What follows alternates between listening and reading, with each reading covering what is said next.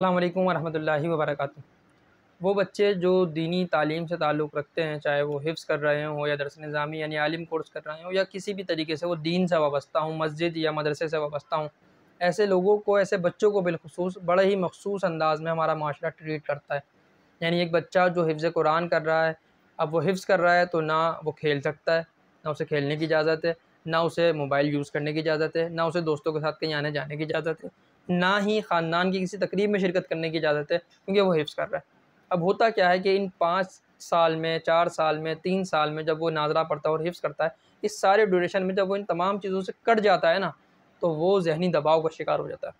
जी हाँ, वो बच्चा बड़ा मख़सूस हो जाता है, वो बच्चा अपने आप को कमतर समझने लगता है, क्योंकि उसका बड़ा भाई, उसका छोटा भाई, उसकी बहनें, वो खेल भी रहे हैं, वो मोबाइल भी यूज़ कर रहे हैं, वो आ-जा भी रहे हैं, वो ख़ानदान में उठ-बैठ भी रहे हैं, वो हँस-खेल भी रहे हैं, सबके साथ उनकी एक्टिविटीज़, सारे मामलात चल रहे हैं। अच्छा वो क्योंकि स्कूल में पढ़ते हैं बच्चे, अमूमी तौर पर जो हिफ्ज़ करने वाला बच्चा था उसको स्कूल से निकाल लिया जाता है। तो अब ये बच्चा स्कूल भी नहीं जा रहा, वो बच्चे स्कूल जा रहे हैं तो देखता है भई साल में 1 से 2 मरतबा वो बच्चे पिकनिक पे भी जा रहे होते हैं, ये पिकनिक से भी महरूम है। उनके स्कूल में एक्टिविटीज़ हो रही होती हैं, फंक्शंस हो रहे होते हैं, प्रोग्राम्स हो रहे होते हैं, ये बच्चा इन तमाम चीज़ों से भी महरूम हो रहा होता है। इसकी वजह से ये मामला होता है कि जब वो हिफ्ज़ करके फ़ारिग होता है, तो वो अपने आप को एक अलग ही मखलूक समझने लगता है, एक अलग ही दुनिया में वो चला जाता है। इल्ला माशाअल्लाह कि उसे अच्छा माहौल मदरसे में या घर में मिल जाए, तो शायद कि वो फिर नॉर्मली रूटीन में चल सके। वरना यूजुअली ये होता है कि हुफ़्फ़ाज़ जो है वो हिफ्ज़ करने के बाद एक अलग ही दुनिया में चला जाता है और फिर अक्सर औक़ात जो है वो मनफ़ी रिज़ल्ट आता होता ये है कि बच्चा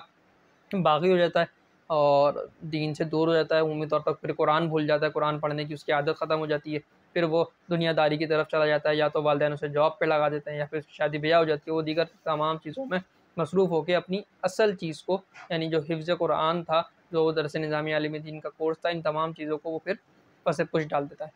होना क्या चाहिए कि वो बच्चे जो हिफ्ज़ कुरान कर रहे हैं या दरस निज़ामी कर रहे हैं या किसी भी तरीके से दीन की किसी फ़ील्ड से वाबस्ता है, उन्हें अच्छे अंदाज़ में ट्रीट करना चाहिए और एट लीस्ट उन्हें इंसान और बच्चा समझना चाहिए। देखिए हिफ्ज़ करने वाले बच्चे की उम्र 8 साल से 15 साल के दरमियान में अमूमी तौर पर होती है। इससे पहले बहुत कम ही बच्चे हिफ्ज़ करते हैं, वरना 8 साल की उम्र में अमूमी तौर पर बच्चे हिफ्ज़ शुरू करते हैं, 7-8 साल की उम्र में, और 12 साल और 15 साल की ये एंड होती है कि इसमें बच्चे हिफ्ज़ कुरान मुकम्मल कर लेते हैं। इसी एज के बच्चे अमूमी तौर पर आपको हिफ्ज़ की क्लास में बैठे हुए नज़र आते हैं। तो ये उम्र होती है देखिए खेल कूदने की, ये उम्र होती है नासमझी की, ये उम्र होती है बचपन की। अब इसी उम्र में अगर आप उसे कहें कि ना आप क्रिकेट नहीं खेलो, इसी उम्र में आप उससे कहें कि ना आप वीडियो गेम नहीं खेलो, इसी उम्र में आप उससे कहें कि तुम शादी-ब्याह में नहीं जाओ, इसी उम्र में आप उसे जो है वो 4 दीवारी का एक कमरा है, उसके अंदर महदूद कर दें, बस वो सुबह-शाम वहाँ बैठा हुआ है और मुस्तकिल पढ़ रहा है। तो देखें ये चीज़ जो है ना वो आज के माशरे में बड़ी मुश्किल है, जबकि डिजिटल दौर आ चुका है और फिर घर का माहौल ही अमूमी तौर पे मुख्तलिफ होता है। जैसा कि मैंने कहा कि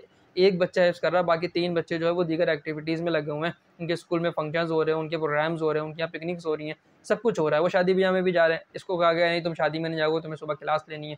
तो एक तो हमारी शादी-ब्याह इतनी देर से होती हैं कि जो है ना बच्चों की सुबह की क्लास ही गायब हो जाती है। शादी-ब्याह को भी वक़्त पर होना चाहिए, प्रोग्राम्स वक़्त पे होने चाहिए ताकि बच्चे जो है वो सुबह अपने स्कूल जा सकें, मर्द हज़रात जो हैं वो अपनी जॉब्स वग़ैरह और दीगर कारोबार को बर वक़्त देख सकें। तो बहरहाल कहने का मकसद ये है कि ये बच्चे, इन्हें आप बच्चा समझें, इन्हें इजाज़त दें खेलने-कूदने की भी, ठीक है उसका एक वक़्त जो है वो मुख्तस कर दें, मुअय्यन कर दें कि जनाब 5 से 7 के दरमियान में तुम्हारे पास खेलने का वक़्त है, इस वक़्त में तुम खेलो, कूदो, दोस्तों के साथ जाओ, आओ, सब कुछ करो। इतवार वाले दिन उसे कहीं घुमाने-फिराने ले जाएँ, कोई एंटरटेनमेंट उसके लिए फ़राहम करें और मदरसों को भी चाहिए, ठीक है ना? वालिदैन की ज़िम्मेदारी जहाँ है, वहाँ इदारों की भी ज़िम्मेदारी है कि सिर्फ़ पूरे साल जो है ना वो एक 4 दीवारी के कमरे में बच्चों को बिठा के कुरान शरीफ ना पढ़ाएँ, बल्कि उन्हें मुख्तलिफ़ एक्टिविटीज़ दें, ठीक है ना? कुरान शरीफ पढ़ाना अलग चीज़ है, फिर उसे समझाने के लिए कोशिश करें कि कुछ क्लासेस रखें, कुछ एक्टिविटीज़ रखें। फिर बच्चों की जो नात की एक्टिविटीज़ हो सकती है, उन्हें नात पढ़ना सिखाएँ, उन्हें अच्छी किरात करना सिखाएँ, दीगर बहुत सारी डिबेट करना सिखा दें उन्हें और दीगर एक्टिविटीज़ में उन्हें शामिल कर दें। अल्हम्दुलिल्लाह बहुत से इदारे इस पर काम भी कर रहे हैं। हमारा अपना इदारा जो है मदरसा नूरुल कुरान चिश्तिया, वहाँ पर अल्हम्दुलिल्लाह हम हर साल जो है वो ये कोशिश करते हैं। हमारे बिलाल भाई जो कि मदरसे के नाज़िम हैं, उनकी ये सोच और ये ज़हन है और हम तमाम दोस्तों का यही दिमाग है कि बच्चों को जो है वो अच्छे अंदाज़ में ट्रीट करना चाहिए। हिफ्ज़ के बच्चों को, मदरसे के बच्चों को भी वही माहौल मिलना चाहिए, वही एंटरटेनमेंट मिलनी चाहिए जो एक स्कूल या कॉलेज या यूनिवर्सिटी के बच्चे को मिलती है। तो अल्हम्दुलिल्लाह हम हर साल जो है वहाँ पिकनिक का एहतमाम करते हैं। आप देखते ही हैं कि अल्हम्दुलिल्लाह हर साल बच्चे फार्म हाउस जाते हैं, एन्जॉय करते हैं, पूरा दिन खूब खेलते हैं, कूदते हैं, नहाते हैं, मज़ा करते हैं। तो इससे क्या होता है कि बच्चों का दिमाग फ्रेश होता है। इसी तरीके से हम बच्चों की मुख्तलिफ नात की रिकॉर्डिंग्स करवाते हैं। अच्छे बच्चे जो नात पढ़ते हैं, तिलावत करते हैं, अज़ान देते हैं अच्छी, जो बच्चे अच्छी तकरीर करते हैं, उन्हें हम मुख्तलिफ प्लेटफॉर्म से, सिर्फ मदरसे में नहीं, मदरसे के प्रोग्राम्स में नहीं, बल्कि बाहर के जो प्रोग्राम्स हमें मिलते हैं हमारे दोस्तों के तवस्सुल से और जो हमारे पीआरओज़ के तवस्सुल से, अल्हम्दुलिल्लाह वहाँ पे हम बच्चों को लेके जाते हैं, वहाँ उनकी तकरीर करवाते हैं, उनकी नात होती है, उसकी वीडियो फिर सोशल मीडिया पे आती है, कभी टीवी पे आती है, उनके घर वाले देखते हैं, खुश होते हैं। बच्चे इस तरीके से दीन के करीब आते चले जाते हैं। इसी तरीके से बड़े-बड़े नात खां हज़रात की जब वीडियो शूट होती हैं नात शरीफ की, तो उसमें भी हम कोशिश करते हैं कि बच्चों को शामिल कर दें। कहीं कोई बच्चा नात खां के साथ खड़ा नात पढ़ रहा है, तो इससे उसकी हौसला अफ़ज़ाई भी होती है, उसका जो कॉन्फिडेंस है वो भी बिल्डअप होता है और वो दीन की तरफ जो है वो करीब से करीब आता चला जाता है। तो हमें चाहिए कि हम अपने-अपने मदरसों में, अपने-अपने इदारों में बच्चों के लिए बिलख़ुसूस जो दीनी बच्चे हैं, उन्हें अहमियत दें, उन्हें बताएँ कि बेटा तुम बहुत कीमती हो और तुम्हारे लिए हमने ये एहतमाम किया, आज हम फलाँ जगह पिकनिक पे तुम्हें लेके जा रहे हैं। वालिदैन भी एहतमाम करें कि महीने में कोई एक इतवार मुख्तस कर लें कि भाई 10 तारीख को सैलरी आएगी, 10 तारीख के बाद जो पहला इतवार पड़ेगा, अब्बा जो है उस इतवार को बच्चों को घुमाने के लिए लेके जाएँगे और उस बच्चे को स्पेशली जो है वो चीज़ें भी दिलवाएँगे, उस बच्चे को स्पेशली ट्रीट करेंगे, तो बच्चा हाफ़िज़ कुरान बन रहा है और बाकी बहन-भाइयों को ये बताएँगे, भाई देखो इस बच्चे को मैं स्पेशली चीज़ें दिलवा रहा हूँ, इस बच्चे को ख़ासकर लेके जाता हूँ हर जगह इसलिए कि ये बच्चा तुम लोगों से इसलिए ख़ास है कि हाफ़िज़ कुरान भी बन रहा है, या आलिम दीन भी बन रहा है और इसकी अहमियत बाकी बच्चों में ज़्यादा है। अगर आप ये तरीक़ाकार अपनाएँगे तो इंशाअल्लाह ये बच्चे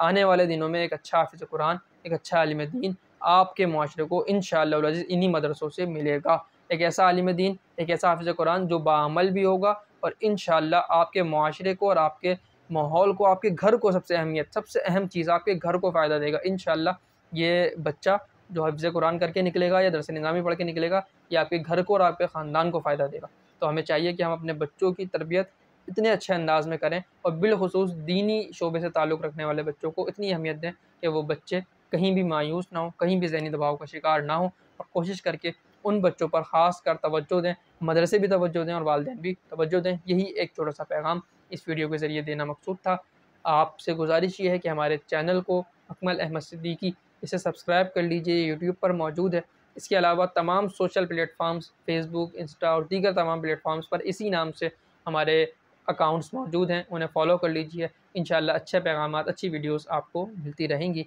अस्सलामु अलैकुम व रहमतुल्लाहि व बरकातुहू।